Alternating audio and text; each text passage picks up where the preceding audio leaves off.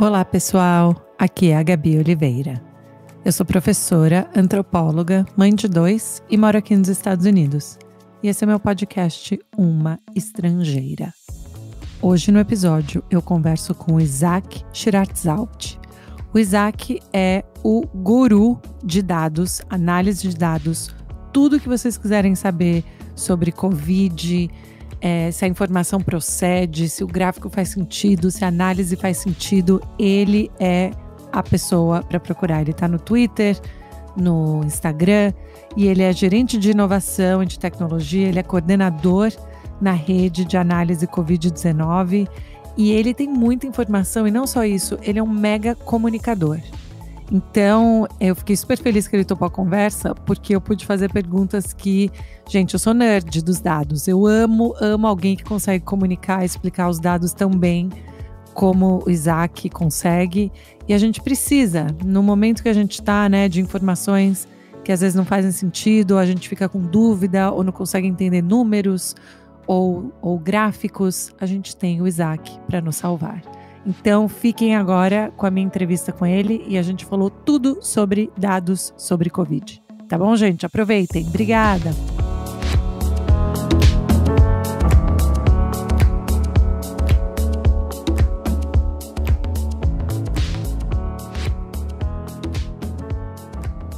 Mas finalmente, que bom que a gente conseguiu, Pois né? Pois é, né? Tu tá melhor? Oi, você? Sim. Na verdade, eu não tô 100%, mas eu pelo menos descobri o que vinha me afetando, né? Que eu tava com umas dores estranhas, uns espasmos musculares, assim, não sabia o que era, e fui de médico em médico até que eu consegui aquele, que era um que eu tava tentando há um tempão, ele me seguia no Twitter, sabe? Acho que ajudou. Sério? Ai, sabe? Que bom. Daí eu consegui daí ele fez um monte de exames lá e descobriu que, na verdade, porque eu fiz uma bariátrica há um tempo atrás, eu tô com baixa absorção de cálcio, sabe? Então chegou ao ponto de dar espasmo muscular, de tão baixo que tava. Uau, mas poxa, para chegar nesse diagnóstico... Demora, né? Demora isso. E aí a resolução é tomar mais cálcio? Tomar e ficar monitorando a absorção, porque como pode ser que dependendo da forma que eu tô tomando por comprimido normal, né? E agora eu vou ter que ficar monitorando, porque como eu tô baixando muito minha absorção, acho que é consequência da bariátrica, pode ser que eu não absorva nem pelo comprimido, aí eu vou ter que, sei lá, tomar endovenoso, eu vou ter que ir atrás. Aí entendi. agora Entendi. Não, mas eu fico tão feliz de poder conversar, e obrigada também, porque eu tive garganta, perdi a voz, tosse, nossa senhora, tudo. Mas eu fico tão feliz porque eu sou seguidora também ali do Twitter sua. Obrigado.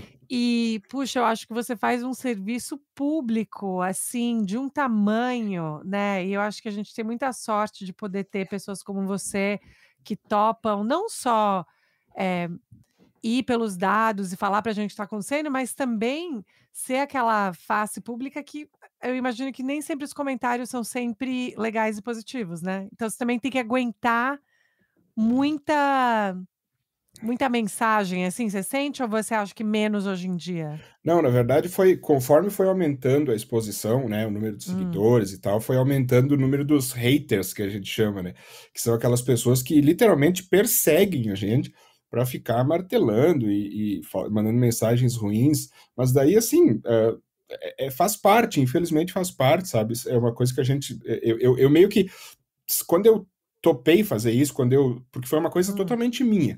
Eu sempre fui um cara que trabalhei com comunicação, análise de dados, mas sempre nas empresas, nunca fui público, nunca fiz nada em rede social, nem usava. E aí eu sempre reclamava, eu dizia, olha esses caras fazendo desinformação, até antes da pandemia, sabe aquela coisa? Olha só, e daí eu pensava, eles só estão falando porque eu não estou falando, sabe? Eu estou deixando eles falar. E aí veio a pandemia, foi o basta, assim, sabe? Eu disse, não, eu posso ajudar, eu sei como mostrar os dados para as pessoas de uma forma mais fácil. Eu vou encarar essa. E aí quando eu tomei essa decisão, eu imaginei assim, vai ter gente que vai me xingar, vai ter gente que vai, né, brigar comigo e mandar mensagem ruim, eu vou ter que, escolha, né, vai ser uma consequência da minha escolha. E aí eu fui, encarei, comecei lá em março de 2020 mesmo, ali, né, fevereiro, março, comecei a postar no meu Facebook pessoal mesmo, nas minhas análises, e aí, nossa, o público estava precisando muito, sabe, disso. Eu notei porque o cara entra, sei lá, no site de uma prefeitura, tem gráfico e só, não tem uma explicação, o que é aquilo. E aí eu fui fazendo, explicando, ajudando, e as pessoas começaram a querer muito mais aquilo, aí acabei entrando na rede análise, daí foi, e aí, né, virou o que virou hoje. Então antes, pré-pandemia, você fazia análise de que tipos de dados? É, Era, assim, o seu dia a dia? Isso, o que que eu faço? Eu trabalho com data storytelling, que a gente chama, que é storytelling com dados, assim, é como se fosse uma contação de histórias, entre aspas, com dados, para melhorar a decisão de um tomador de decisão. Então, eu dou Uhum. consultoria para empresas, hoje eu trabalho com uma empresa de imóveis, e sempre foi no mundo corporativo, nunca no mundo acadêmico, assim, era aquela coisa, sabe? Uma empresa tem um projeto, eu quero ampliar o pavilhão, contratar mais funcionários, fazer uma ampliação. Aí eu disse, não, calma, vamos ver os dados, vamos ver o que eles estão mostrando e vamos ver se é melhor tu fazer, não fazer, qual é que são os riscos. Então a gente usa um pouco de gestão de riscos, né, que é uma sub-área da gestão de projetos, e o dado storytelling para mostrar para o tomador de decisão de uma forma mais clara possível, que normalmente uma coisa que é muito peculiar é que o tomador de decisão, ele Hum, entende pouco sobre a parte técnica hum, sabe, da área. E normalmente é assim, a pessoa que vai tomar. Pega na pandemia agora, por exemplo, o prefeito, sabe, o governador, o cara que tem que dizer, vamos fechar tudo, vamos fazer um. Ele normalmente não tem o conhecimento técnico específico sobre cada detalhe, ele precisa receber essa informação de especialista e dizer, confio na pessoa e vou tomar essa decisão. Então, quanto melhor a gente mostrar, a gente contar isso para ele, melhor ele toma a decisão. É isso que eu fazia nas empresas, faço ainda, né? uhum. Então era dados de projetos, de ampliação, de tudo que é projetos de inovação, bastante, sabe? Inovação é uma coisa que gera muito risco, porque é investimento, assim, a pessoa investe, não sabe se aquilo efetivamente vai dar algum resultado ou não. Então, tudo que a gente conseguia fazer, o storytelling, para tentar mostrar para as pessoas com dados uma melhor tomada de decisão, a gente ajuda, né? E acaba colaborando com uma melhor decisão no final. E aí a gente percebeu que na pandemia teve muita tomada de decisão individual, sabe? Aquela, levo meu filho para a escola, mando meu filho para a escola, eu fico no remoto. É uma tomada, né? A Hum. pessoa é tomadora de decisão e ela precisa usar os dados para tomar a decisão. Só que não adianta muito ela clicar no site lá da prefeitura, ver um monte de gráficos lá do governo e dizer, tá, e aí, isso quer dizer o quê? Leva ou não leva, afinal? Né? Então, mostrar toda a situação e mostrar todas as nuances ajudou muito o tomador de decisão, tanto individual quanto público. Né, teve prefeituras que me pediram ajuda, sabe? Que me disseram, Uhum. vamos, legal esse jeito que tu mostrou os dados aqui, sabe? Painéis que eu montei, eu vi o pessoal, uma vez eu vi o governador do estado do Rio Grande do Sul, numa live, mostrando um painel que eu tinha feito, sabe? Uau. De uma pesquisa, assim, eu fiquei super feliz, porque eu disse, não, tá embasando a decisão dele, eu não posso decidir por ele, mas se eu ajudo ele a embasar e tomar uma melhor decisão, melhor, né? A melhor coisa do mundo. E uma das coisas, né, que eu também fico pensando, por exemplo, e se você achar que não tem dados suficientes? Tipo, você também recomenda que dados tenham que ser coletados? Você também recomenda um design de como esses dados devem ser coletados? Ou você já parte do princípio que você está analisando dados disponíveis? Não, com certeza, isso é extremamente importante, é um baita ponto. Um exemplo prático dessa tua pergunta é, por exemplo, agora a gente tem o sistema de vigilância epidemiológica da gripe, que é onde ficam as hospitalizações e os óbitos por síndrome respiratória aguda grave. É um sistema que é uma ficha enorme do paciente quando ele é internado e digita tudo lá, a data que ele teve sintomas, a data que ele foi internado, se, né, a causa, enfim, um monte, são mais de 170 campos para que a pessoa tem que digitar. E aí, de um tempo para cá, eles botaram um campo novo, chamado vacina Covid, que é se a pessoa foi vacinada ou não para Covid. Só que eles deixaram esse campo como opcional e não como Hum, obrigatório para facilitar, porque senão, no dia eles até botaram obrigatório quando eles botaram o campo. E as pessoas iam digitar, não conseguiam, porque não tinham aquela informação, acabava represando a ficha e começou a cair artificialmente o número de casos, porque na verdade eram as pessoas que não conseguiam digitar. Daí o pessoal uau. disse: não, vamos botar esse campo como opcional. Beleza, o campo ficou opcional, só que daí agora, como é que eu vou fazer uma análise de vacinados ou não vacinados? Tipo assim, vamos dar uma olhada nos óbitos e quantos eram vacinados e quantos não eram. Se o campo é opcional, ou seja, Hum, eu não tenho a mínima garantia se esse campo está preenchido ou não. Daí o que, que eu faço nesse caso? Eu faço constantemente alertas no Twitter, né, que é a minha principal plataforma, dizendo: não façam análise desse dado. Esse dado está com hum. problema. Se a gente fizer, a gente vai com certeza achar alguma coisa lá.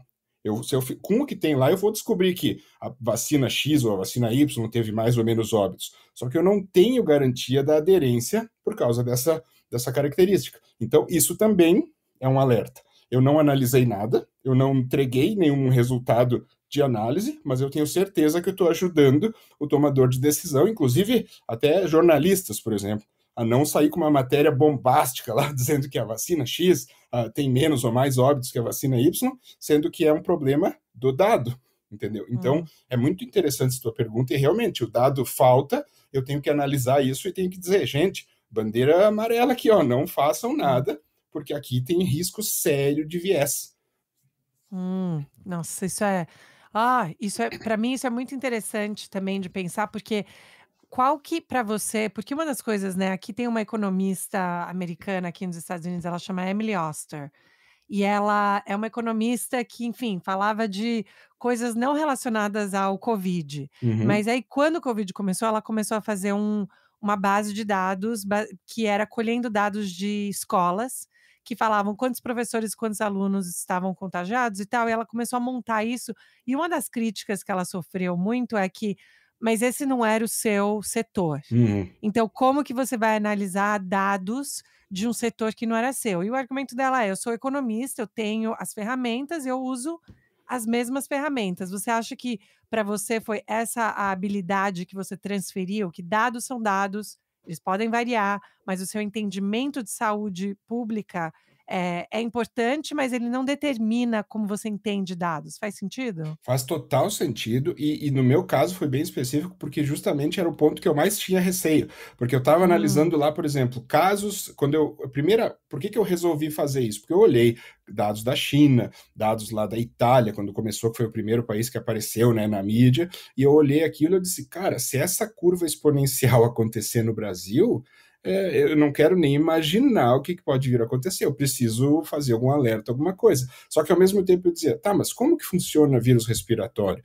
Eu sou da administração de empresas, entendeu? Como é que eu vou sair? Né? E aí eu ia com muito cuidado e eu começava a entrar em contato com todo mundo que eu conhecia da área da saúde e dizia, faz sentido isso aqui que eu estou dizendo?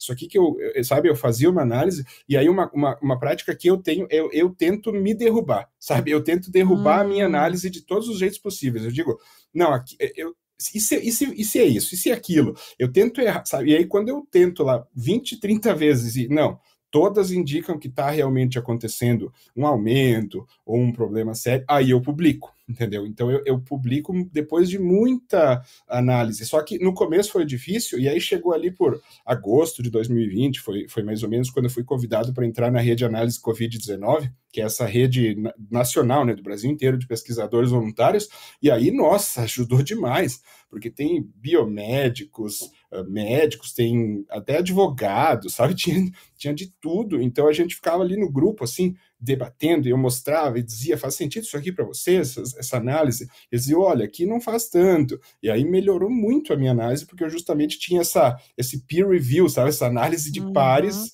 entre aspas, dos artigos, mas é uma preocupação que tem que ter. Eu sempre falo isso, eu sempre digo, cara, se tu vai postar algo que vai fazer uma pessoa tomar uma decisão, e, inclusive, essa fala pode deixar a pessoa nervosa, né? Pode deixar a pessoa... Então, tu não pode fazer isso até que tu não tenha, sei lá, o máximo possível. 100% às vezes é impossível de certeza, por causa justamente da incerteza que os dados, que a característica dos dados é serem certos, né? Mas o máximo, mais perto do 100% que tu conseguir, melhor. Porque daí tu garante que tu não vai fazer uma besteira. Eu lembro que quando eu publiquei lá em setembro de 2020, eu fiz o cálculo e disse, olha, tudo está indicando que vai ter uma segunda onda pior do que a primeira. Estava tudo indicando. Aí eu esperei 30 dias. Eu pensei, não, vai que seja uma oscilação, eu esperei 30 dias. Eu podia ter publicado com 30 dias de antecedência. Eu fiquei olhando. Daí, depois de 30 dias de constante aumento, porque como é que é o aumento, né? A gente só vê quando ele já decolou o foguete. Mas quando está caindo, tu consegue medir a velocidade dessa queda. Aí eu comecei a ver que a queda começou a desacelerar. A queda começou a desacelerar e começou a querer estabilizar.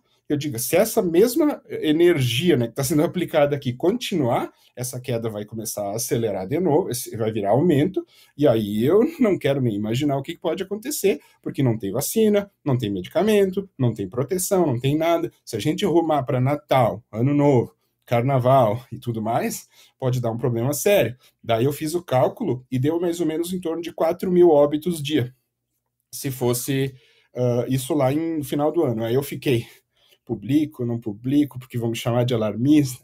Aí eu fui lá e publiquei 2.500, sabe? Eu pensei, tipo...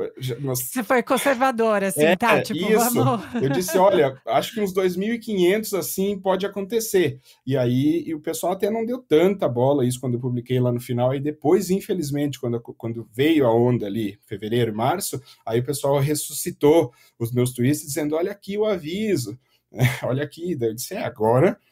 não adianta, entendeu? Foi lá atrás que eu disse, cuidado, porque a gente não tem nenhuma proteção. Agora, por exemplo, final de outubro de 2021, a gente está vendo o mesmo movimento, uma desaceleração de queda, uma estabilização, só que assim, eu sei que a gente tem uma baita proteção, que é a vacina. A gente tem cobertura vacinal, ela reduz muito agravamento, reduz muito óbito, reduz até transmissão, não tanto, mas reduz. Então eu sei que mesmo que eu possa ter uma onda daqui para frente, ela não, dificilmente, assim, teria que acontecer uma mudança muito brusca para ela ser de novo uma onda gigantesca, né? Como foi antes a outra, porque a gente tem essa proteção, e no Brasil, especificamente, a cultura vacinal é muito forte, né? As pessoas, até o antivacina se vacina aqui no Brasil. É uma loucura. A pessoa quer se vacinar a qualquer custo. Então, eu estou dando alertas também, só que num tom totalmente diferente. Entendeu? Dizendo, gente, se nós estabilizarmos lá em 300, 350 óbitos por dia, é muito pequeno em relação aos 3.100 de média que a gente teve, 4.000 de pico na pior onda, só que se a gente somar todos os óbitos que a gente teve por todas as causas de síndrome respiratória aguda grave em 2019, eram 14 por dia, entendeu? Então, se eu tiver 350 por uma doença só, é extremamente demais. Então é um outro tipo de alerta, sabe? É um outro tipo de comunicação. Tu tem que, ao mesmo tempo, ser otimista que tu tem vacina e que tá tudo certo e que, sabe, coisas positivas, dizendo que é o menor número de 2021, mas também é muitas vezes acima do pior antes da pandemia. Então é um ponto de comunicação difícil, mas a gente tem que manter, né? E tem que alertar, porque se um óbito já era evitável lá atrás, hoje ele é extremamente mais evitável. Eu sei como é que é a transmissão do vírus, eu tenho vacina, eu sei me proteger. Então, se alguém falece de Covid hoje, é extremamente evitável. Então, a gente puder ajudar a evitar, a gente ajuda e continua nessa batalha, né? Isso que é tão interessante, porque o que eu lembro, me corrija se eu estiver errada nisso, com a questão do Brasil. Eu lembro que teve um ponto também que o governo não estava coletando os dados, né? E aí, meio que os meios jornalísticos se reuniram e falaram: não, a gente vai conseguir reportar. Até porque eu sempre acompanhei muito, eu gosto da maneira que o New York Times, né, tem os gráficos e tal. Então, parecia que eu estava acompanhando o resultado de jogo, né? Todo dia lá olhando um negócio assim, viciante. E eu lembro que o Brasil sempre era um pouco problemático dos dados que vinham para o New York Times. Como que foi esse processo de tentar dados do governo, mas tentar dados de outros meios? Como que a gente concilia dados que às vezes vêm de maneiras diferentes, porque tem agendas, né, diferentes. O governo, né, não necessariamente estava sendo transparente. Não, foi bem difícil, porque o que acontece? Quando a gente começou com esse... Foi bem na época que a gente chamou de apagão dos dados, porque o governo começou a querer dizer assim, gente, não está morrendo 1.000 pessoas por dia, esses óbitos são de vários dias somados. E a gente sempre dizia, sim, é óbvio, não é imagina que o governo ia ter a precisão de notificar quem faleceu hoje. Não, o governo vai lá e vai pegando, vai confirmando esses óbitos, soma todos e diz, hoje eu consegui notificar 1.000, mas eles faleceram há 15 dias, 20 dias, mas não faz diferença porque tá tendo isso. E ficou esse debate, o governo decidiu mudar a forma de reportar os óbitos para só os que aconteciam no dia. E aqueles que não aconteciam no dia ficavam num limbo, sem reportar. Então, se por acaso a pessoa morreu e não dava a sorte de reportar no dia que ela morreu, aquele óbito parava de ser contado, um absurdo. E aí a gente disse, cara, não pode ser assim. Aí fizemos pressão, aí formou-se o consórcio de imprensa, né, que tu lembra bem que foi sensacional, ajudou demais a ter esses dados, e a gente começou a batalhar e começou a buscar várias outras fontes, inclusive foi o que nos levou a fazer um próprio painel. Então a gente começou, daí tem um painel da Rede Análise Covid, que eu atualizo sempre, eu vou lá e confiro os dados e publico, né? Claro, as fontes desses dados, assim, a gente usa Ministério da Saúde, a gente usa Johns Hopkins University, a gente usa, sabe, começa a bater vários dados, né, para garantir que a gente está vendo uma coisa mais correta, mas a gente ficou obrigado a ter várias fontes de dados para o Brasil e, mesmo assim, a educar as pessoas sobre as falhas desses dados. Isso foi uma coisa que acabou tendo que acontecer muito. A gente dizia, por exemplo, gente, dado de testagem no Brasil é extremamente complicado. O Brasil não testa, o Brasil testa de forma reativa. A pessoa está doente, fica mal, busca teste. Ninguém vai lá e testa a pessoa para descobrir onde está a doença, que nem, por exemplo, em Nova York era assim, né? Iam lá e testavam todo mundo e diziam, aqui tem um foco, né? E aí, como é que a gente notava isso? Tinha um indicador que a gente chama de positividade, né? Que é o positivity, que é quantos testes positivos em relação aos testes totais. O Brasil nem media esse indicador. Então, o que a gente fez? Escreveu textos na rede, publicados, explicando o que era esse indicador, como é que ele era nos outros países, como é que ele era no Brasil, calculado por nós, porque o Brasil não tinha uma medição oficial, e aí eu mostrava, olha, tem países que quando chega a 3, 4% de positividade, começa a estourar, né, começa a achar ruim. O Brasil estava em 50% de positividade. Imagina, a cada 10 testes, 5 positivos, ou seja, tu estava subnotificando muitos casos, estava acontecendo muito mais do que tinha. Então, todo esse tipo de educação, todo esse tipo de fala tinha que entrar junto na análise, para a pessoa olhar e começar a dizer, opa, esse número de casos aqui não quer dizer muito, entendeu? Eu vou ter que olhar hospitalizações, porque hospitalizações, assim, a pessoa ficou grave, não tem, ela vai, né, não tem como subnotificar uma pessoa grave, porque ela chega na porta do hospital pedindo ajuda. Então, isso acaba tendo, só que os dados de hospitalização são 15 dias atrasados, 15 ou 20 dias do dado de casa. Então, quando o cara chegou no hospital, quer dizer que ele já pegou esse vírus há muito tempo atrás, e quer dizer que esse vírus já estava solta.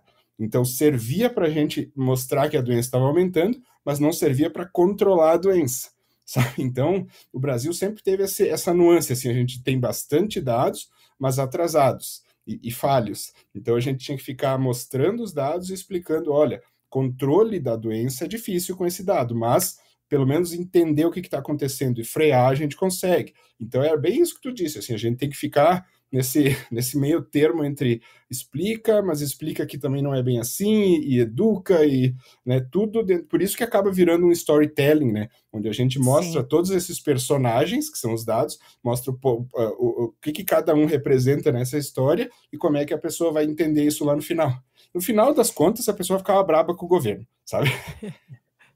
No final, porque o que eu acho interessante também, eu sigo algumas pessoas no Twitter que pegam um artigo que, às vezes eu não vou ler aquele artigo científico, né, que é produzido por por um monte de médicos, e aí meio que dá o resumo do que aconteceu. E aí, dependendo de quem interpreta o resumo, você recebe outras informações, né, então isso também acho, esse cuidado, né, que você está falando em termos do quanto você quer mostrar e alertar, mas ao mesmo tempo também reconhecer as falhas, sem perder a audiência no meio disso. Porque as Exatamente. pessoas podem uma hora falar: "Não", porque uma das coisas que eu escuto muito e eu fico assim, como uma pessoa que é da vida acadêmica, né, uma das coisas que eu sei é que, coisas que a gente descobre na academia, eles evoluem, né, eles mudam. E esse é o propósito de ser, né, de ter esse pensamento científico, é que você está sempre em evolução, mudando e tal. Só que isso, às vezes, é usado como marketing, como: "Ah, tá vendo? Ninguém sabe de nada".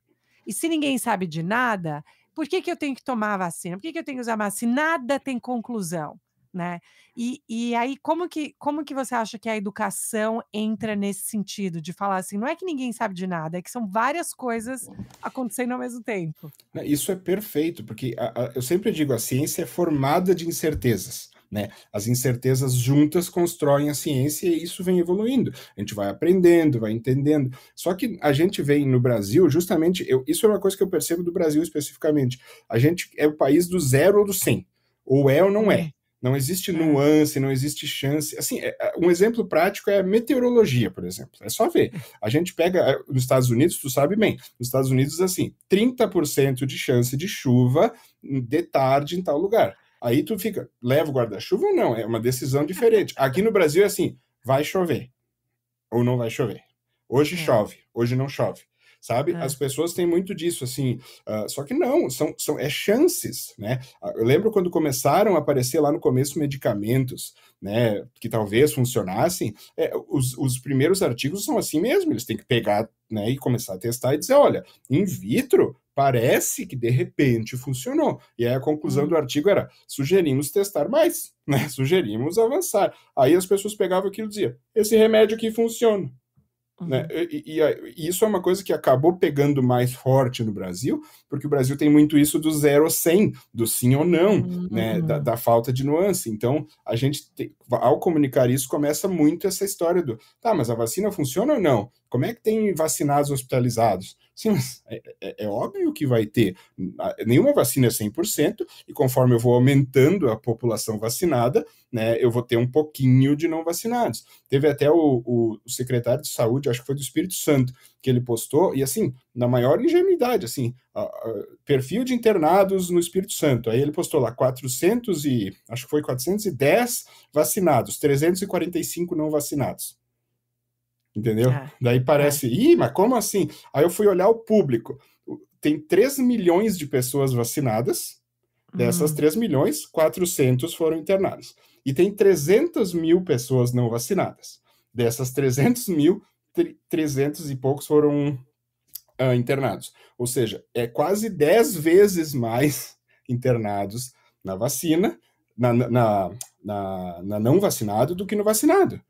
Sabe? Fica claro, só que a forma de tu contar essa história, que desenho tu vai usar, que forma tu vai explicar, para ele pareceu óbvio, assim, não, tem muito mais vacinado, até pouco, né, 400 pessoas em 3 milhões é bem pouco, se fosse, daí como é que eu peguei? Eu peguei a postagem e mostrei, gente, se a mesma taxa dos não vacinados fosse aplicada aos vacinados, em vez de ter 400, a gente teria 4 mil pessoas internadas, e aí nós teríamos colapso hospitalar, nós teríamos aquele problemão todo, né? Sabe? Tudo aquilo que a gente tentou evitar, porque o Espírito Santo não tem essa quantidade de leitos de uma vez só. Então, hoje, sem vacina, com essa mobilidade, né? com essa transmissão, nós teríamos uma onda e um colapso absurdo. Então, a vacina ajudou, ela é maravilhosa. Então, quando tu mostra assim, é totalmente diferente, né? Isso é impressionante. E essa falta de nuances é bem difícil, porque aí tu comunica, estamos no menor nível de 2021, as pessoas dizem, acabou a pandemia. Não acabou, entendeu? São coisas diferentes. Olha, cautela, porque a queda está desacelerando, e alguns locais do Brasil tem inclusive aumento de casos. Tá, mas não estava no menor nível? Mas uma coisa não corta a outra. Aí tu explica, demonstra, e aí entra o problema, entre aspas, porque ao mesmo tempo que a rede social é maravilhosa, porque ela te permite falar para todo mundo, ela é esse problema que ela enxuga a informação, né? Um artigo, bom, tu sabe bem, né, como é que é um artigo, a quantidade de coisas, quando tu lê, tu consegue explicar todas as nuances, incertezas. Numa postagem no Twitter lá, tu não consegue fazer isso. Uma postagem no Facebook, ainda mais hoje que as redes sociais parece que elas estão encurtando, né? Vídeo short, o vídeo tem que ser 30 segundos, tem que ser 1 minuto, short, quick, é rápido. E aí as pessoas vão enxugando, e elas vão tendo que fazer o quê? Tirar justamente as nuances e ficar no sim ou não, no 0 ou 100. E isso é um problemão para a comunicação científica, especificamente, né? Totalmente. Eu fico pensando também no quanto artigos, para eles serem publicados, o quanto, né, que você até falou no começo, o peer review, né, que é esse processo de pares que olham, apontam coisas, nunca nada é publicado de uma vez, sempre tem várias versões. E uma vez que os artigos que foram publicados têm algum problema, eles são retirados, né, nem essas revistas científicas deixam isso em circulação. Só que aí eu acho que fica esse discurso muito de que isso parece um problema da ciência e não uma vantagem. Exatamente.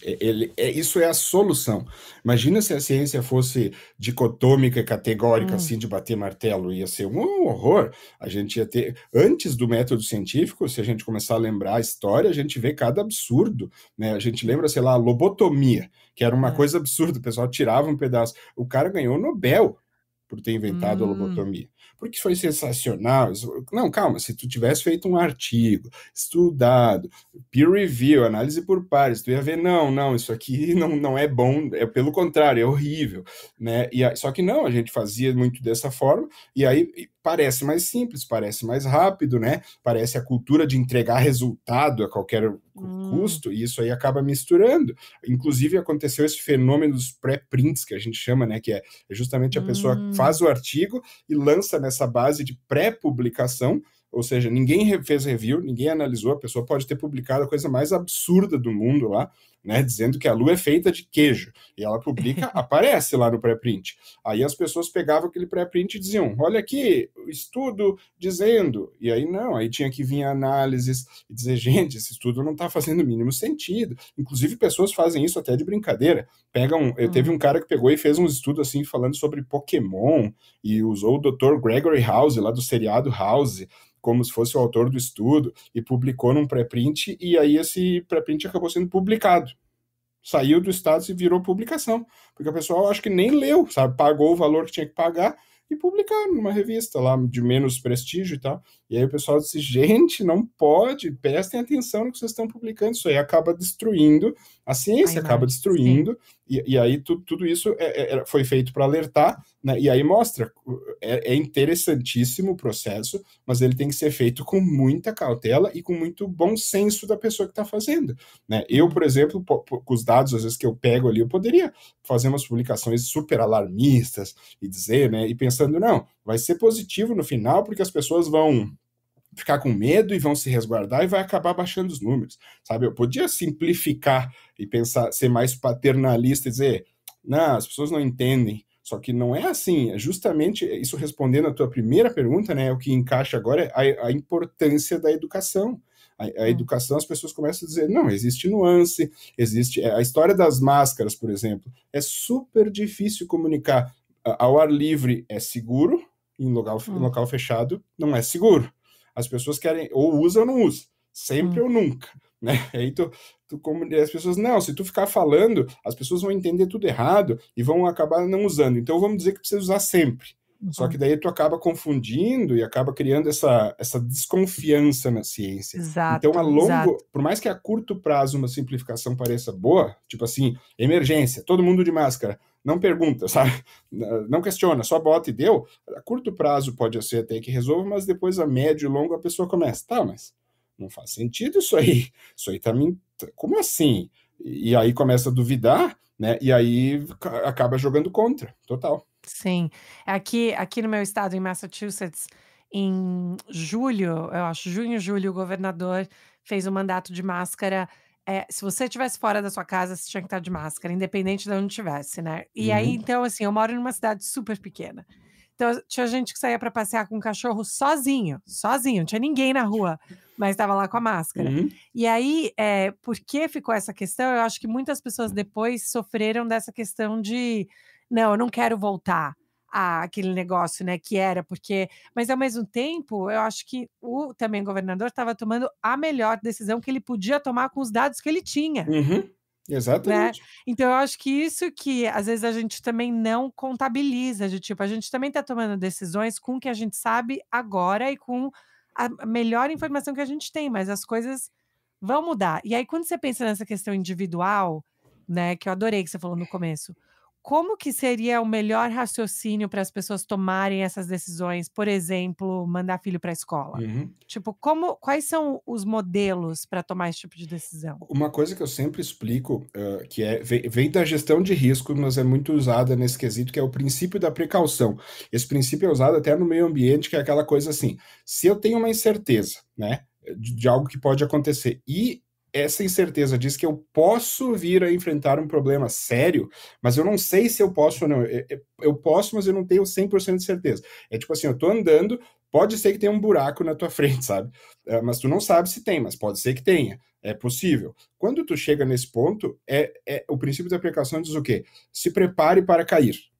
Entendeu? Se prepare. Faça tudo ao teu alcance para evitar a queda. Aí tu faz o quê? Contrata lá, compra uma escada, compra um negócio para não cair, né? Faz de tudo para não cair. Aí tu anda e não tinha buraco nenhum, sabe? E daí tu não precisou, né? Mas tu se preparou. Se por acaso a chance, que é aquela história que nós falamos, chance de chuva, 30%, se por acaso tivesse chovido, tu estaria preparado. E ao estar preparado, tu evita um problemaço, tu evita óbito. No caso da pandemia, nesse ponto, é óbito na tua família, é um negócio sério. Às vezes aquela coisa, manda o meu filho para a escola, e aí meu filho, a gente sabe que crianças têm uma chance muito menor, né, de agravamento, é bem menor, mas elas são transmissoras. Aí elas pegam e transmitem para o avô ou para a avó, né, por um descuido, e aí acaba gerando um óbito na tua família porque tu achou porque sabe, tinha uma chance só de 20% de dar problema, mas tinha essa chance. Então, se caso o problema é muito grande, então é nesse sentido que a gente comunica, entendeu? É tipo assim, uma analogia que eu faço é assim, usa o cinto de segurança com o carro desligado. O que vai te acontecer? Tu tá com o carro na garagem parado e tu bota o cinto. Não acontece nada, né? Mas também não acontece nada de ruim, né? Também não entendeu? O que vai acontecer? Não vai acontecer. Tu tá com o cinto aqui, tu botou. Então, faz um extra, sabe? Porque daí tu tá evitando um possível problema muito sério. Então, é nesse sentido. E não, assim, garantia. A gente sabe, ao ar livre é muito menos, né, provável, né? Porque o vírus, o aerossol se dissolve, em ambiente fechado, o ar não renova e fica ali, começa a acumular o aerossol com o vírus, então aumenta muito a probabilidade. Isso a gente veio aprendendo com artigos e tudo. Só que quando a gente percebe que eu não sei como medir, eu não tenho como ter certeza, então muitas vezes eu penso, eu vou botar uma máscara, entendeu? Daí o que eu fiz, no meu caso? Eu busquei máscaras confortáveis, né? Aquelas PFF2 aqui no Brasil e N95, né? Que é o padrão dos Estados Unidos, tem de tudo que é marca. Eu achei umas super confortáveis, baratíssimas, sabe? É coisa de R$2 aqui, R$3 as máscaras, assim, dava para comprar, dava até para doar, doei várias, e aí aquela em mim ficou super confortável, não me incomodava, né? Então eu disse, consegui essa máscara aqui, fiz esse estudo, então eu vou botar ela mesmo em locais que eu teria um risco muito menor, mas eu vou botar, porque daí se ele era menor ainda com ela. É nesse sentido, e não assim, sabe? Então, olhando a decisão do governador de Massachusetts, eu acho ela muito boa nesse sentido, pelo princípio da precaução. Parece que quando tu falou assim, eu te vi falar disso, nossa, é o princípio da precaução sendo aplicado, entendeu? Bota a máscara em qualquer lugar, porque tu tá evitando um problemaço caso aconteça, né? E isso é uma coisa muito... E quando tu pega os dados, inclusive aproveitando, né, de Massachusetts, tu vê que é muito menor a onda da Delta, da variante pós-Delta, do que nos outros estados, sabe? Teve uma cobertura vacinal maior, então tu começa a perceber decisões como essa, pode ter sido um pouco exagerada, se tu for olhar, né, não precisava, a pessoa sozinha com o cachorro, né, não precisava, mas olha os dados, olha o que aconteceu, qual é que foi a colheita, né? Porque isso é uma coisa que eu sempre tento fazer essa analogia de plantio e colheita, eu planto algo e colho depois. Então o que eu estou plantando? Eu estou plantando casos, eu posso colher óbitos, né? Então, quando começa a aumentar o número de óbitos, eu plantei isso lá atrás, isso aí não é do nada. Então, como é que foi feito esse plantio? Eu relaxei em algum ponto. Se eu relaxei em algum ponto, né, minha comunicação não foi boa o suficiente. Será que eu liberei demais? Será que eu não eduquei? E aí eu tenho que, inclusive, analisar o que eu falei e melhorar para o futuro. A gente vê no Brasil, por exemplo, eu sou meio um pouco crítico, assim, a esses anúncios de carnaval, sabe? Vai ter carnaval ano que vem, a pandemia... Planejar tu precisa. É óbvio, é super importante planejar, porque a vida vai voltar ao normal. Toda a pandemia acabou, essa aqui também vai. Mas ficar falando, dependendo da forma que tu fala, pode dar a entender a pessoa dizendo, acabou, não tem mais piora. Aconteceu muito isso no Natal. O pessoal, não sei se quis salvar as vendas de Natal, mas assim, o Natal de 2020, se tu olhar a mobilidade no Brasil, quase voltou ao normal, pré-pandemia. E isso plantou o quê? A gente viu a colheita ali em fevereiro, março e abril, infelizmente, né? É isso também, né, que você tá falando, nossa, é fantástico o jeito que você explica, nossa, eu poderia ouvir o dia inteiro. Mas, essa questão também, eu fiquei pensando com esse exemplo, né, do governador de Massachusetts, o que também nos deu, do ponto de vista de comportamento, foi uma adesão maior e um hábito, né. Então eu acho que especialmente para as crianças, né, para pessoas, então assim, a gente brinca que a gente para sair de casa aqui, né, a gente tem uma Uhum. cestinha com meias, para os meninos, eles têm que botar meia, sapatos para poder sair, tem a nossa cesta com máscaras. Então, assim, a gente põe a meia, o sapato e pega a máscara, né, é algo assim, e no carro mesmo, eu tenho caixas de máscaras descartáveis que eu sempre carrego, mas isso foi um hábito desenvolvido, porque também é quase que ele pegou o bambu, entortou tanto, tanto, tanto, tanto para o lado que na Uhum. hora que soltou ele parou no meio, né. Então, assim, eu senti essa mudança de hábito. Você acha que isso também tem essa preparação para mudar comportamento, às vezes ter uma precaução maior? Com certeza. Um exemplo prático disso é a cultura vacinal do Brasil. Hum, Como é que o Brasil veio desde sempre? Lembra do Zé Gotinha e as sim, lembro. campanhas? E o Brasil, né, o Brasil sempre teve muito isso assim de vacina boa é a do povo, né? Nunca questionamos marca de vacina, um processo de fabricação, tecnologia utilizada, país, procedência, nada. Era assim, vacina para doença, vacina. E foi feita uma comunicação super focada. Isso foi criando o quê? Um hábito no brasileiro. Então o brasileiro ele meio que se vacina porque sim, né? Porque sim, é natural. E aí agora a gente percebe, por exemplo, em países com um pouquinho mais dessa cultura antivacina, tu vê esses questionamentos e essas coisas. Tipo aqui. Não, os Estados Unidos tu vê claramente isso, uns Nossa. questionamentos que não fazem nem o mínimo sentido, né? O país de procedência da vacina, a tecnologia da vacina e umas coisas assim, e aí as pessoas e assim a gente fica achando antivacina, tem gente que realmente fica com dúvida. E Uhum, realmente fica com medo, começa a ler uhum. sobre tecnologia assim assado e DNA e não sei o que, começa a dizer, mas será? Ai, meu, né? Mas será que eu aplico? E daí começa a ficar com medo. Sendo que quando tu explica e mostra, e explica, tu acaba educando. Então, no Brasil, eu pelo menos enxergo isso, sabe? Foi um misto dessa cultura mais simplificada, entre aspas, né? Porque o Hum, Brasil não jogou muito assim. Não tinha uma ficha corrida da vacina quando tinha vacina lá para polio, era assim, ó, chega aqui e toma, entendeu? Tá aqui a uhum, vacina. Ela era simplificada, mas ao mesmo tempo ela foi educando as pessoas para as pessoas ficarem seguras. Por quê? Por causa que existe um negócio que eu chamo que é uma tríade, que é confiança, credibilidade confiabilidade, desculpa, é confiabilidade, confiança e credibilidade. É aquela coisa assim, eu prometo algo e eu cumpro. hum, Prometi, hum, cumpri. Eu faço o quê? Eu gerei confiabilidade. A pessoa começa a dizer, ó, ele prometeu, ele cumpriu. Aí nisso, a segunda etapa, ela começa a confiar em ti. Ela começa a dizer, ó, eu vou, sabe, ele fez uma vez, ele prometeu e cumpriu, prometeu e cumpriu, prometeu e cumpriu. Daí eu começo a confiar. E aí a confiança, ela acaba gerando credibilidade, que é quando eu começo a dar crédito, sabe aquela coisa? A pessoa nunca teve um serviço executado, nunca viu, mas ela confia, 100%. Ela vai lá e diz assim, faz lá com o Isaac, sabe? Mas tu já fez com o Isaac? Não, mas ele, olha só, uhum, sabe? Né? E aí, quando tu começa a fazer isso e tu começa a conquistar isso aí, isso vai sedimentando, né? Que nem se a gente fosse fazendo um cone de areia, assim, tu vai botando areia, vai gerando um cone, vai sedimentando e vai aumentando cada vez mais. E uhum, gera uma pirâmide de credibilidade. E no Brasil, uhum, no caso das vacinas, foi muito isso. Talvez aí, com o hábito das máscaras, foi a mesma coisa. Porque o que teve de resultado desse hábito? Números bem mais baixos que outros estados, né? hum.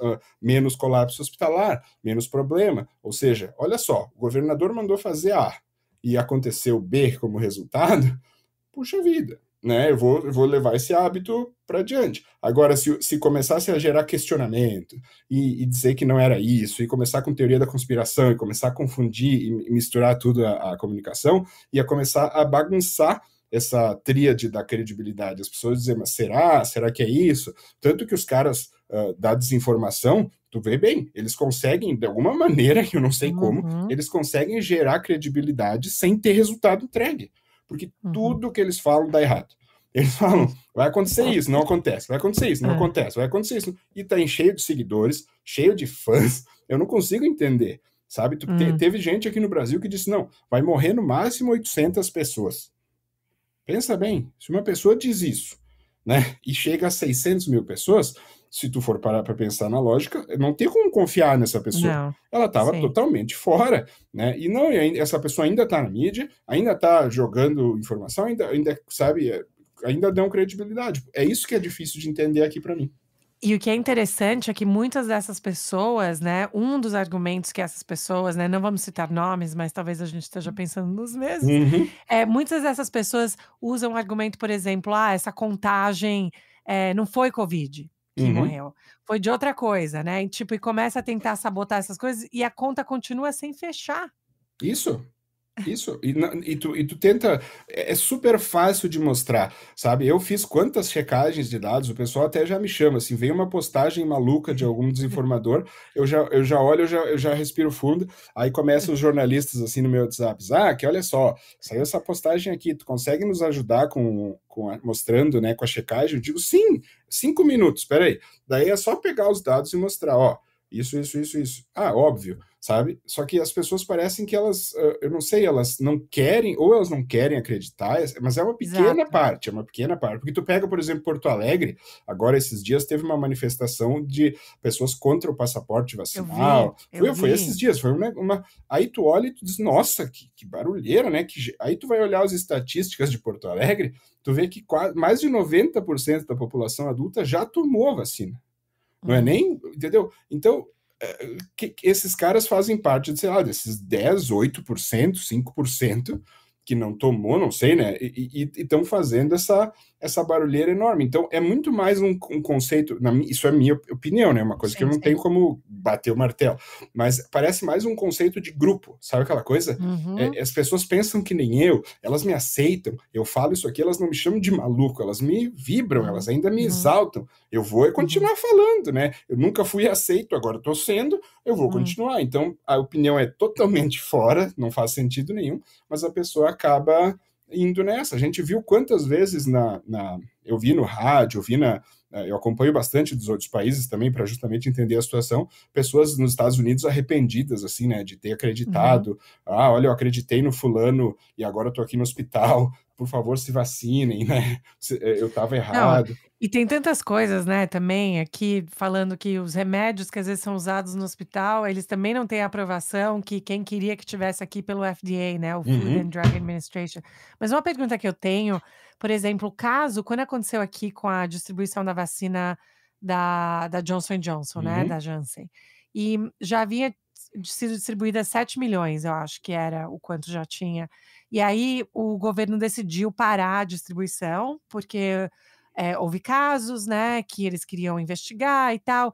E aí, naquele momento, eu fiquei pensando, qual foi a estratégia do governo? Porque se a gente pensar em porcentagem, era muito pequena, né. uhum, Mas isso será que também é uma maneira de aumentar o trifecta que você falou, né, a uhum. confiabilidade, meio que falar: "Olha, eu tô de olho, eu não vou deixar a coisa acontecer com vocês", mas como que essa decisão é feita de falar: "A probabilidade é muito baixa, mas ao mesmo tempo a gente tem que mostrar que a gente tá de olho"? Aconteceu muito aqui no Brasil também. A gente viu ali, teve uma adolescente que acabou falecendo e ela tinha tomado a vacina um pouco antes. Aí pararam 100% da distribuição, né? Pararam tudo. Não foi. Teve um caso lá ainda no início da aplicação também com uma vacina no Brasil, que teve um óbito, e aí era assim: o óbito, olha só, ele ocorreu depois da vacina. Não foi nem assim, foi assim: a pessoa se vacinou e faleceu, Uhum. entendeu? Ela podia ter, sei lá, sido atropelada, entendeu? E eles mesmo assim param por 1 minuto. Por quê? Porque eles vamos parar, vamos olhar com calma, entendeu? Porque daí, fazendo isso, a gente mostra o quanto é seguro. Se a gente Hum. olha qualquer coisinha, assim, 0,001%, mesmo assim a gente já age com seriedade, a gente está tentando passar a mensagem para as pessoas de que, ó, é sério, se está Uhum. aprovado, se está lá no posto, pode tomar. Por causa que no Hum. menor caso, no mínimo caso, né, que acontecer, eu vou olhar e vou parar e vou investigar. Né? E daí teve investigações paralelas das agências dos governos estaduais, da Anvisa aqui no Brasil, né, que é tipo o FDA aqui do Brasil, e Uhum. fizeram tudo e disseram, não, tranquilo. Né? E daí, inclusive, o óbito nem tinha a ver, realmente, não tinha nem a ver com a vacina, nada. E mesmo assim, eles pararam e voltaram. Eu considero isso também uma aplicação de sucesso do princípio da precaução. O que eu não Hum. considero de sucesso só é que eles não explicam isso. entendeu? Eles não comunicam. Só aparece assim, Ministério para vacina por causa de um óbito. Aí tu começa, sabe? Do jeito que é noticiado, se eles explicassem, olha, eu vou contar para vocês como é que é o processo. Aí a pessoa que ouve, quando eu ouvi, tanto que eu fui atrás, né? Quando eu fui descobrir como é que era, eu disse, nossa, que legal, os caras são muito, né? Muito pé no chão, extremamente seguros. Gostei, parabéns. Foi assim que eu interpretei ao saber a causa. Agora, se eu leio uma manchete dizendo, sabe, morreu uma pessoa e pararam a distribuição da vacina, aconteceu alguma coisa e pararam a distribuição da vacina, e não tem o porquê, não explica o processo, não explica como é, eu já fico, ué, o que será que está acontecendo? Ai, né? A pessoa já começa a ligar umas luzes, né? Ainda mais porque estamos numa pandemia, com muitos óbitos, com muito tudo, vacina, o pessoal sempre fala, né? Desenvolvida rapidamente, mas entre aspas, porque a tecnologia está em desenvolvimento há muitos anos e eles só redirecionaram para especificamente esse vírus, né? Mas, enfim, quando tu nota isso, então eu acho que explicar o processo é um pouco mais chato, é um pouco, sabe aquela coisa, eu brinco, as mensagens no WhatsApp de voz lá, que agora dá para fazer em 2 vezes. Ah, é fantástico, eu adoro isso. Dá para ver vídeo em 2 vezes. Então, a gente quer o quê? A gente quer consumir o mais rápido possível, só que tem certas coisas, nesse ponto, pelo menos eu, enquanto comunicador, né, dessa parte de ciência, penso que vale a pena, calma.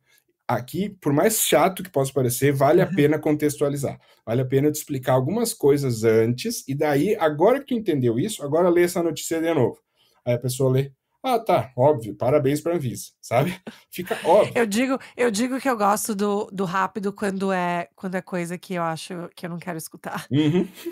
Não, mas é. Quando são umas coisas, mas faz total sentido. Uma coisa também que eu ia perguntar, que eu sei que a gente tá quase no horário, então eu tô, assim, olhando. Mas uma coisa que eu também queria perguntar é, o que você consideraria que são bons, mensuráveis? Por exemplo, quando a gente pensa com a questão de crianças, né, aqui nos Estados Unidos, a quantidade de hospitalizações de crianças aumentou muito no verão aqui, né, o julho, agosto, e uma das coisas que as pessoas ficaram batendo na tecla mas a mortalidade é baixa. E eu fiquei pensando, mas gente, essa deve ser a última coisa que a gente não mortalidade é o pior cenário. Eu tô preocupada com as crianças no hospital, eu tô preocupada com outros sintomas que elas vão ter que a gente não sabe, com o que eles chamam aqui do long COVID, né, que é longo prazo, com trauma, com não estar na escola, com não, sabe, tudo isso. E as pessoas: "Ah, não, mas o mensurável é esse, a gente tem que ter taxa de mortalidade". Eu falei: "Não estou discutindo não ter a mortalidade, mas eu acho que, especialmente quando eu penso em criança, a gente devia estar preocupado com outras coisas". Faz sentido? Total. E no caso das crianças é bem específico. Quando a gente olha a mortalidade é baixa, é por todas as doenças. Criança praticamente não morre de doença. É muito pouco. Então, se tu comparar criança a adulto, vai ser muito mais baixo, porque tu vai olhar, nossa, a mortalidade de Covid num adulto de 50 anos e numa criança de 10. Nossa, da criança é bem menor. Agora, pega a mortalidade por Covid de uma criança de 10 e compara com outra criança de 10 para gripe, para tuberculose, sei lá, pega todas as doenças e compara com crianças da mesma faixa etária, tu vai perceber que a Covid é muito maior. Entendeu? Por quê? Porque por mais baixa que seja em relação a adultos, ela acaba sendo muito maior do que era. E criança não deveria morrer, né? Não faz nem sentido, Não. sabe? Não faz assim, a gente tem todo um ciclo da vida, né?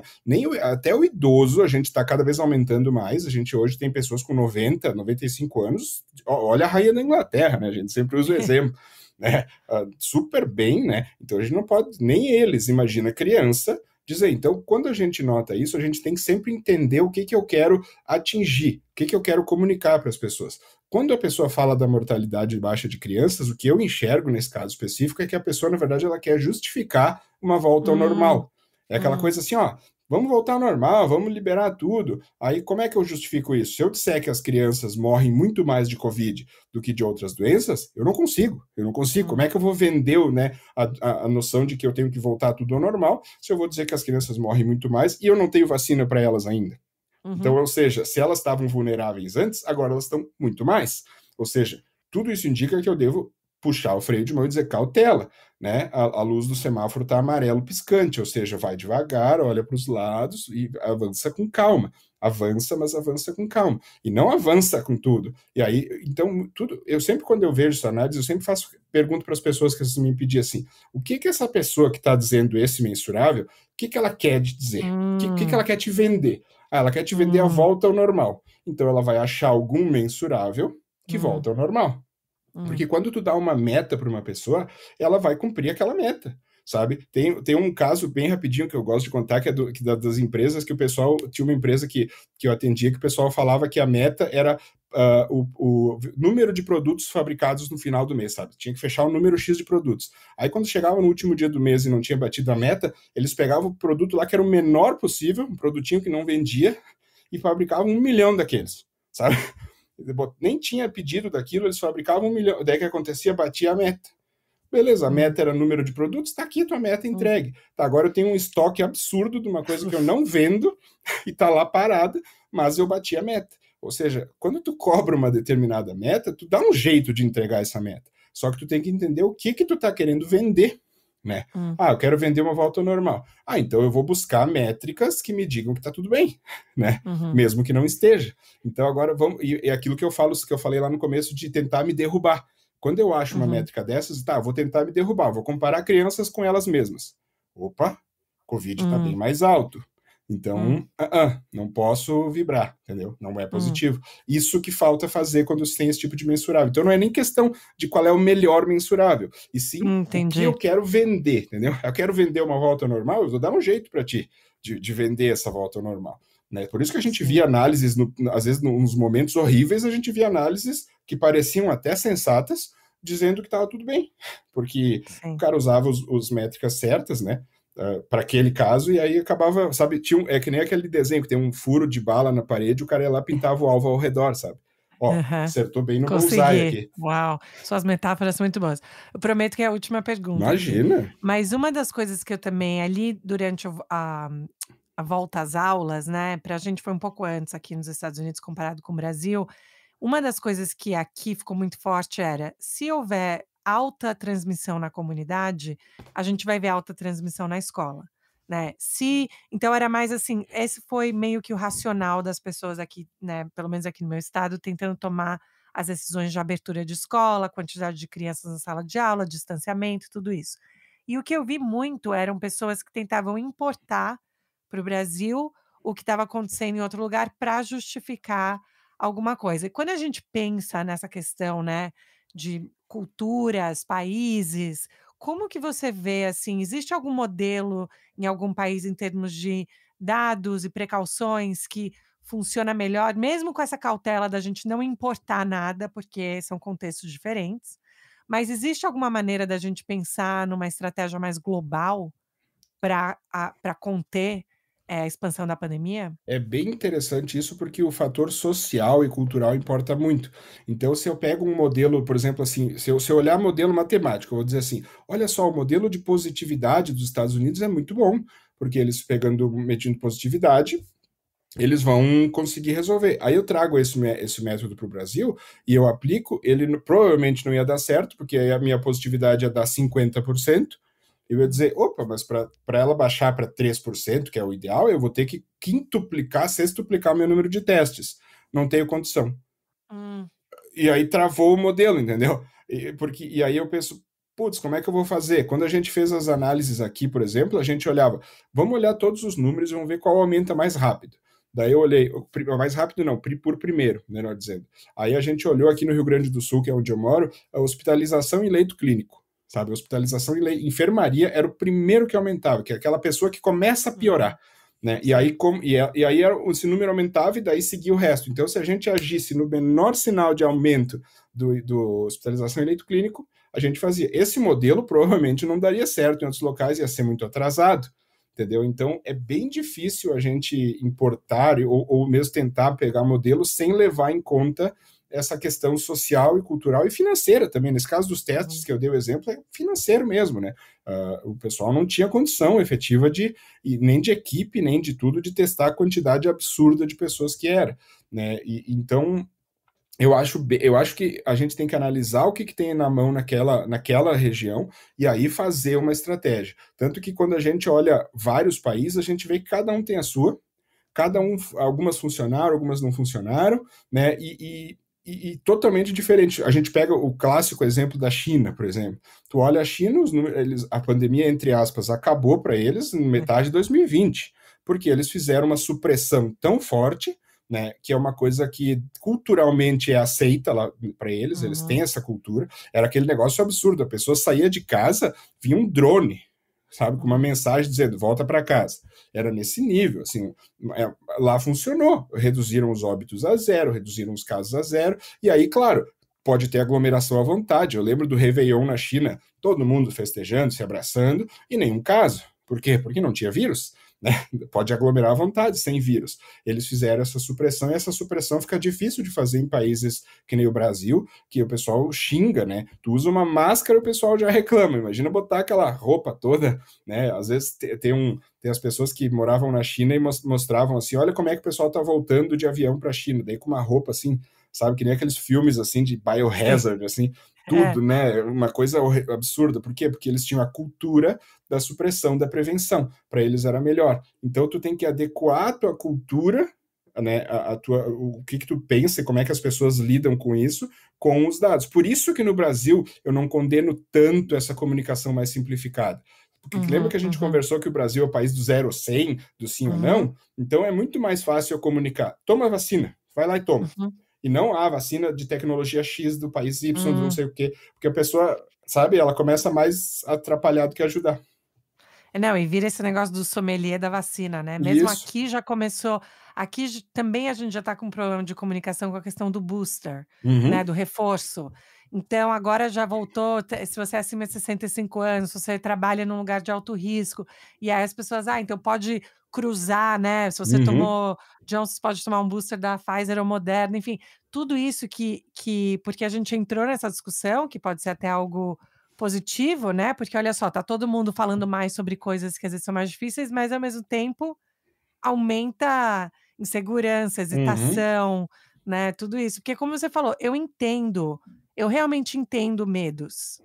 Eu não acho que a gente deve, né, jogar os medos das pessoas pela janela. Mas é mais a questão do ser né? Anti-vacina, anti disso. Porque aí não é mais medo, é uma questão ideológica. Isso aí. Mesmo, né? Não é um medo, mas eu fico tão feliz que você topou conversar com a gente, Isaac. Que Você isso? é fantástico, Isaac para presidente. Pô, que isso, pô, eu que agradeço. Eu fiquei até assim, eu vi que eu recebi o convite, eu disse, caramba, é só gente top, né, que vai no podcast. Eu fiquei super feliz, agradeço demais o convite, sabe? E conta comigo sempre, se tiver qualquer dúvida de dados, sabe? Mesmo assim, pode me chamar no WhatsApp. Eu acho que a gente devia fazer, eu também acho que a gente devia fazer mesmo antes, né, daqui uns meses a gente faz de novo para você fazer uma análise de dados, a gente pode até soltar esses episódios como especial no meio da semana, porque acho que isso é realmente um serviço público que você faz. Pô, eu Espero que agradeço você demais. saiba do impacto e da importância. Espero que você se sinta apreciado de verdade. Eu fico super feliz, sabe? Eu não fiz por isso, mas eu fiquei super feliz quando eu percebi o impacto, né? Eu percebi, assim, as pessoas agradecendo, sabe? Esses dias postaram no Twitter, esses dias assim, vocês são a razão pela qual minha família tá toda vacinada, sabe? Tu lê um negócio desses, dá vontade de sair correndo, festejando, sabe? Eu fico extremamente feliz, porque a gente sabe que tá efetivamente impactando em saúde pública, em, né, redução de óbitos. Então, nossa, sabe? Eu fico muito feliz e obrigado mesmo, teu podcast é sensacional, eu maratonei, né? Maratonei todos os episódios, adorei. Muito bom e muito obrigado mesmo, Gabi. Pô, obrigado. Não, meu prazer, de verdade. Mas então vamos conversar de novo. Com certeza, conta comigo. Pode me chamar a hora que tu quiser. Legal. Obrigada, Isaac. Eu que agradeço. Abração. Abraço.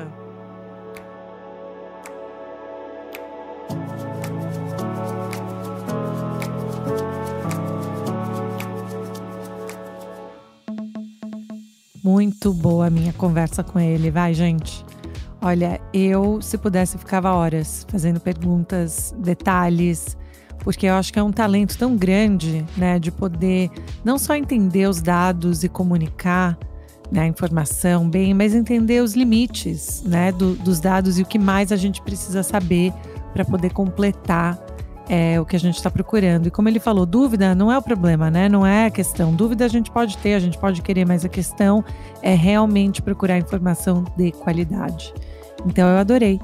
E então, como sempre, vão lá no nosso Instagram, Estrangeira Podcast, ou mandem um e-mail pra gente, estrangeirapodcast@gmail.com. Tá legal, pessoal? Espero que vocês estejam bem, se cuidando muito, e a gente se vê semana que vem. Um beijo!